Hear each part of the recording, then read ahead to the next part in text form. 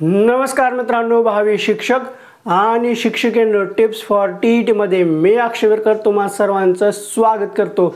आता मला माहिती आहे की तुमच्या मनामध्ये कोणता प्रश्न चालू आहे आणि त्या प्रश्नाचं उत्तर घेण्यासाठीच तुम्ही इथं आलेला असाल आणि व्हिडिओ पाहण्याच्या अगोदरच लागलीच कमेंट करायला चालू कराल की ह्या प्रश्नाचं उत्तर द्या। तर मित्रांनो, काळजी करू नका, आपण आजच्या या व्हिडिओमध्ये त्याच्या संदर्भातच बोलणार आहोत। म्हणजे सर्वांच्या जिव्हाळ्याचा आता जो काही राष्ट्रीय प्रश्न निर्माण झालेला आहे, सर्वांच्या जिव्हाळ्याचा त्याच राष्ट्रीय प्रश्नासंदर्भात बोलणार आहोत।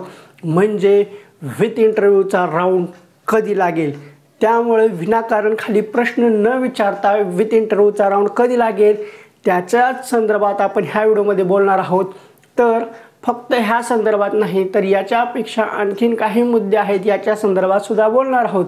तर ते मुद्दे कोणकोणते आहेत की विथ इंटरव्ह्यूचा राऊंड कधी लागेल, लागेल का नाही, लागणार का नाही, मग लागेल तर कधी लागेल हा प्रश्न। त्यानंतर जो काही मंत्र्यांचा दौरा आहे, मग आणखीन एक प्रश्न मनामध्ये पडला की मागचं जे काही बुलेटिन आलेलं आहे त्या बुलेटिन नंतर प्रश्न पडला की SOP हे काय आहे नवीन भानगड, मग SOP मुळे उशीर होणार आहे का, मग हे SOP म्हणजे काय आहे, मग ह्या SOP मुळे रेट वाढतील का, म्हणजे जे काही मुलाखत आहे मुलाखत राऊंडमध्ये जे काही गैरप्रकार होतात त्याच्यामुळे याच्यावर काही परिणाम पडेल का, असे बरेचसे प्रश्न पडलेले आहेत। मग SOP मुळे SOP हे आमच्याचमुळे झालेलं आहे, SOP हे आम्ही केलेल्या पुढाकारामुळे झालेले आहेत असे काही श्रेय घेणारे मंडळी सुद्धा आहेत।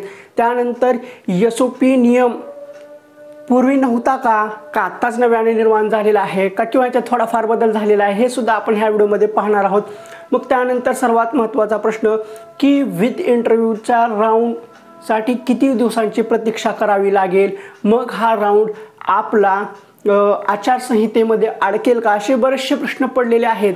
आणि त्यानंतर सर्वात महत्त्वाचं जी काही TET महाराष्ट्र शिक्षक पात्रता परीक्षा याच्यासाठी जे काही टेंडर घेण्यात आलं होतं, म्हणजे जी काही निवेदिका दिलेली होती पेपरमध्ये त्याची तारीख संपलेली आहे। मग याच्यानंतर शिक्षक पात्रता परीक्षेची प्रोसेस काय आहे, असे सर्व विषय आहेत। ह्या विषयांवर सविस्तरपणे आपण आजच्या या व्हिडिओमध्ये बोलणार आहोत।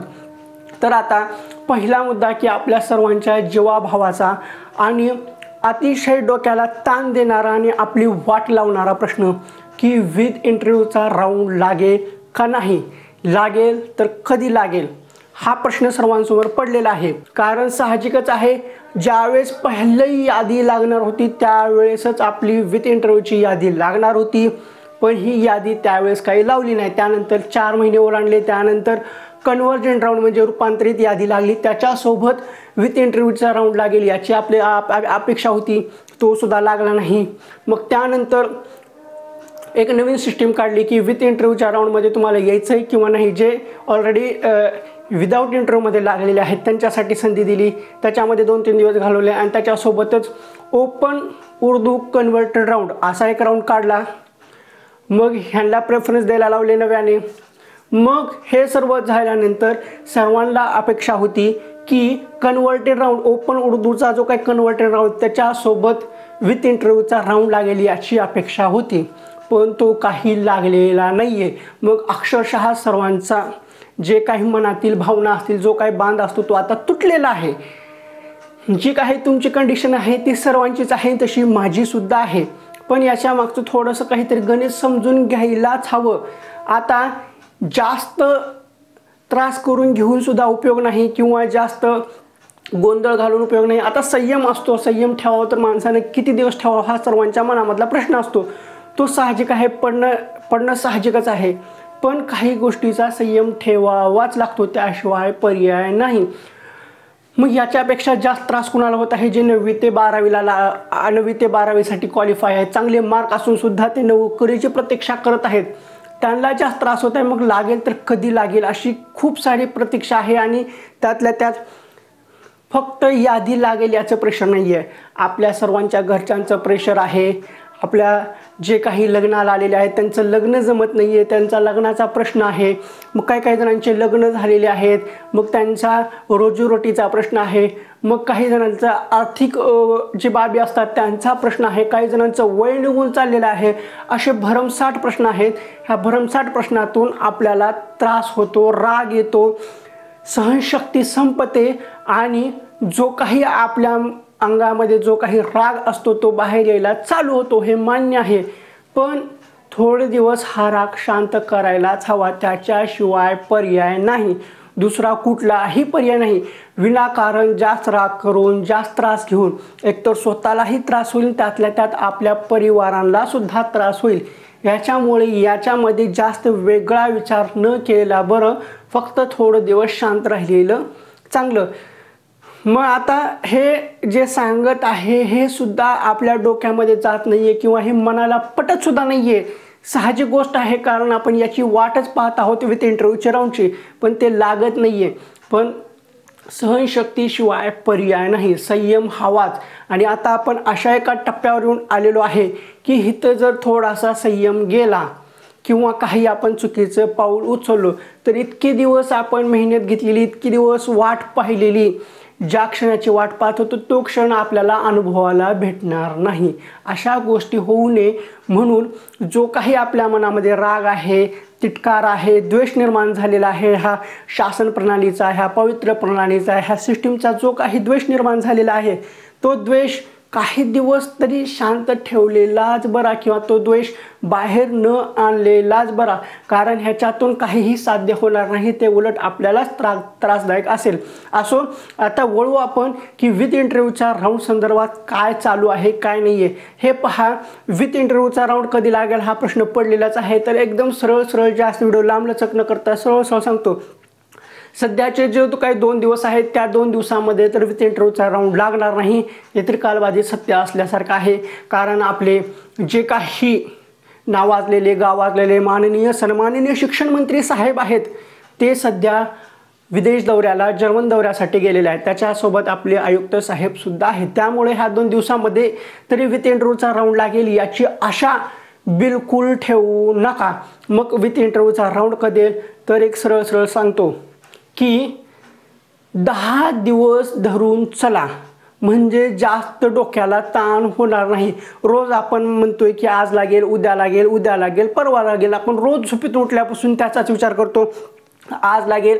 मग सर्व काही नोटिफिकेशन आहे ते चेक करतो, सगळ्या ग्रुपवर चर्चा काय चाललेली आहे ते चेक करतो. मग ग्रुपवरल्या चर्चा पाहून हे असं होईल, हे तसं होईल, हे असं चालू आहे, तसं चालू आहे, असल्या गोष्टी ऐकून जास्त राग निर्माण व्हायला चालू होतो. मग आपलं मानसिक संतुलन ढासळायला सुरुवात होते. त्यामुळं 10 दिवस तरी विथ इंटरव्ह्यूचा राऊंड लागणार नाही.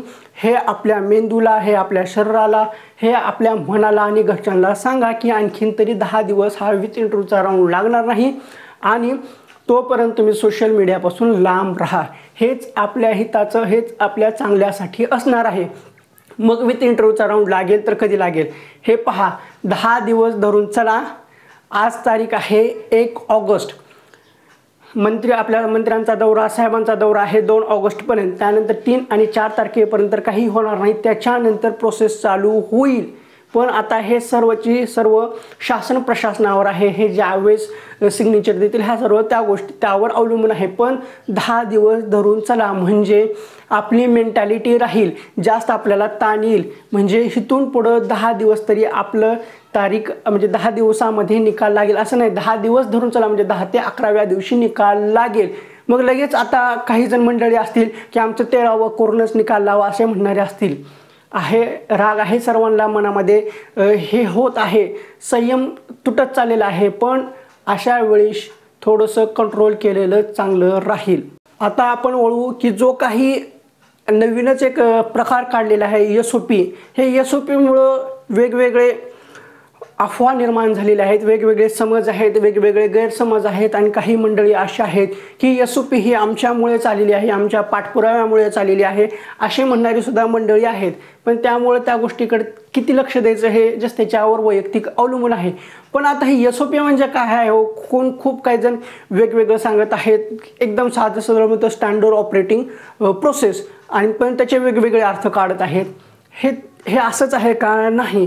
पण हे SOP म्हणजे नेमकं काय आहे, त्याची नियमावली आत्तापर्यंत आलेली आहे का, त्याचे डिटेल्स दिलेले आहेत का नाही, त्यामुळंच हे गैरसमज निर्माण झालेले आहेत. एक साधं सरळ सांगायचं झालं तर ही SOP म्हणजे काहीही नाही आहे, ही एक साधी सरळ नियमावली आहे.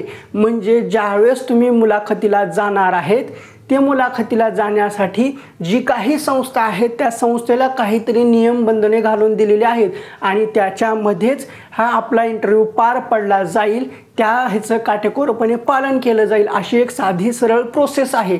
साधी सरळ प्रोसेस SOP म्हणजे असं आहे.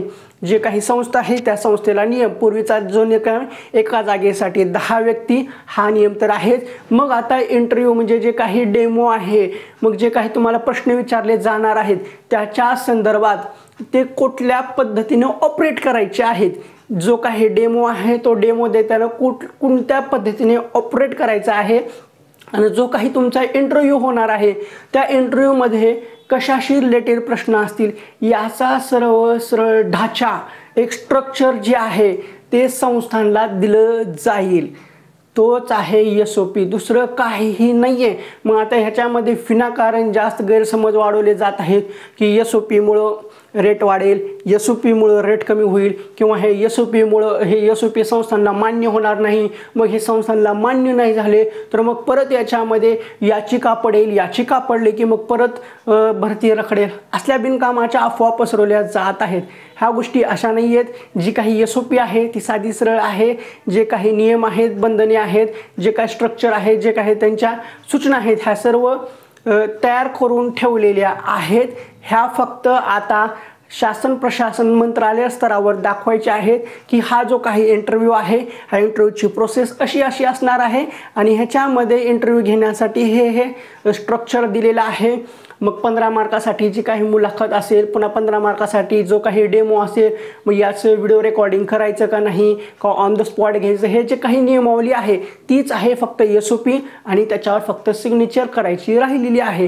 हेच आहे, एवढंच आहे फक्त, दुसरं काही नाही आहे. मग आता SOPसाठी वेगवेगळे श्रेय घेणारे आहेत. SOP आमच्यामुळेच आलेले आहे, याच्यामुळे भ्रष्टाचार वगैरे काही असं तसलं चालू आहे, तसल्या काही गोष्टी नाही आहेत. हे फक्त साधं सरळ नियमावली आहे की मुलाखत कशी, कोणत्या पद्धतीने, कधीपासून कधीपर्यंत घ्यायची, म्हणजे जो काही इंटरव्ह्यूचा राऊंड लागला त्यानंतर संस्थांना किती दिवसामध्ये इंटरव्ह्यू घ्यायचे, कोणत्या तारखेला बोलवायचे, हे जो काही स्ट्रक्चर आहे तोच आहे फक्त SOP, दुसरं काही नाही.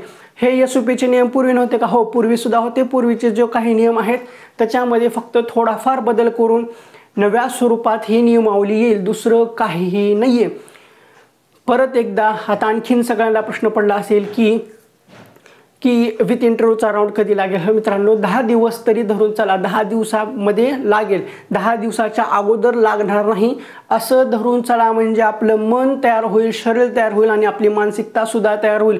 म्हणजे रोज उठून तोच प्रश्न आपल्या मनाला पडणार नाही आणि रोज उठून आपण तेच ते मेसेज वाचून तेच ते हे प्रश्न करून आपल्या मनाला त्रागा करून, स्वतःलाही त्रागा करून आणि आपल्या आजूबाजूच्या लोकांनाही त्रागा करून त्यांनाही त्रास देण्याचं किमान बंद होईल. मान्य आहे सगळं, मला सुद्धा मान्य आहे की त्रास होतो, मलाही होतो, मान्य आहे, पण हे सहन करायला हवं. सहन करण्याशिवाय पर्याय नाही आहे. त्रास करून सुद्धा उपयोग नाही आहे. लागेल, आज ना उद्या लागेल. आणि आता महत्त्वाचं की ही SOP नवीनच काढलेली आहे. आता SOP म्हणजे काय ते सांगितलेलं आहे. SOP नवीनच काढल्यामुळे ही भरती आचारसंहितेमध्ये अडकवण्याचा काहीतरी प्लॅन चालू आहे अशी डाळ शिजत आहे. असलं काहीतरी चालू आहे, असलं काहीतरी पसरवलं जातं, असलं काही नाही आहे. SOP काय आहे ती सांगितलेलं आहे. मग आता जी काही परवानगी आहे ती भेटली की यादी लागून जाईल, त्यात काही वाद नाही आहे. मग ही भरती आचारसंहितेत अडकेल का, असले प्रश्न पडलेले आहेत. तर याचं उत्तर आहे साधं सरळ की ही भरती काही आचारसंहितेत अडकणार नाही आहे. आचारसंहिता कधी लागणार आहे याची तारीख अद्यापही जाहीर झालेली नाही आहे. आचारसंहिता कधी लागणार आहे याची तारीख अद्यापही जाहीर झालेली नाही आहे. मग कशावरून ही भरती आचारसंहितेमध्ये अडकेल? हो, साधं सरळ गणित आहे. एकदा आपली यादी लागली की डायरेक्ट लागलीच संस्थेच्या मुलाखती सुरू होतील. मग आता संस्थेच्या मुलाखती कधी सुरू होतील हे ज्या त्या संस्थेवर अवलंबून आहे. कधी बोलवतात, त्यांचे नियोजन कधी आहे ज्या त्या संस्थेवर आहे.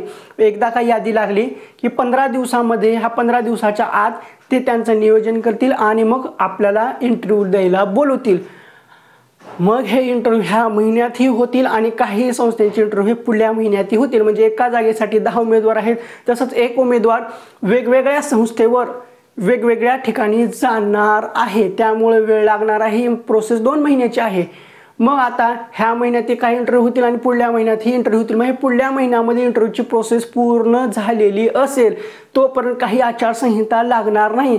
आचारसंहिता ही सप्टेंबरच्या शेवटी किंवा ऑक्टोबरच्या पहिल्या आठवड्यामध्ये लागण्याची शक्यता आहे.